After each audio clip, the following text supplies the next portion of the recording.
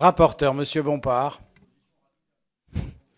Monsieur le Président, merci. Chers collègues, face à la mutation du terrorisme islamique auquel fait face notre pays, le temps des discours déconnectés du réel me semble dépassé. À force de ne pas vouloir se confronter à la réalité, le gouvernement se montre inefficace en laissant la situation se cancériser, ce qui met d'ores et déjà gravement en danger la sécurité de nos concitoyens. Qu'il soit sur le territoire national ou à l'étranger, l'assassinat sauvage d'Hervé Gourdel ne sait que trop bien nous le rappeler. Mais il est déjà trop tard pour prendre des mesures de prévention du radicalisme islamique en France, lorsque l'on sait que les Français sont devenus le premier contingent de djihadistes avec 900 candidats sur près de 3000 Européens concernés. Ces chiffres sont sûrement dépassés d'ailleurs.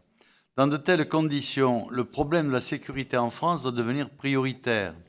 La loi du 13 novembre 2014 renforçant les dispositions relatives à la lutte contre le terrorisme est insuffisante, notamment en ce qu'elle ne traite pas la question du retour en France des individus partis faire le djihad, se bornant à mettre en place un dispositif visant à les empêcher de partir.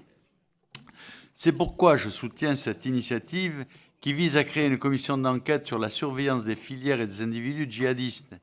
Les menaces portant sur la sécurité des Français doivent nous amener à étudier les éventuelles lacunes de nos systèmes de contrôle anti-djihadistes, qu'il s'agisse des services de gendarmerie, de la police des frontières, des agents de nos ambassades ou des postes à l'étranger. Effectivement, on sait que, et c'est dit et revendiqué, que nos frontières sont des passoires et que donc l'inefficacité est la règle.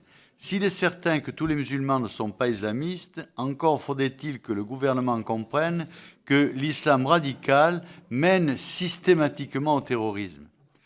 Lorsque le gouvernement acceptera enfin la réalité qui veut que les terroristes islamistes commettent leur attentat au nom d'un islam radical, il sera en mesure de tenter de mettre en place tous les moyens nécessaires pour prévenir, détecter et surveiller les radicaux susceptibles de se livrer à des entreprises terroristes sur notre sol.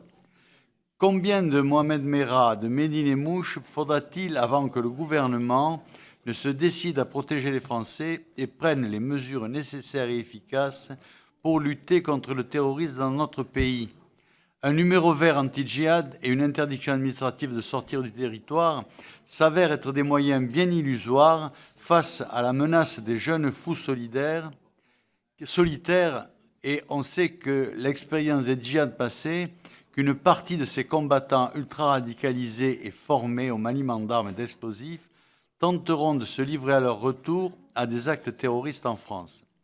Par ailleurs, et je vais en terminer, la difficulté n'est pas tant d'empêcher ceux qui veulent faire le djihad de quitter la France, mais bien de faire cesser le développement d'une haine contre notre pays, ses habitants, leurs traditions, leurs coutumes et leurs religions. Et la question du terrorisme islamiste en France relève avant tout la nécessité de défendre l'identité propre de la France et l'amour que l'on doit avoir bien normalement et bien naturellement pour son pays et ses traditions.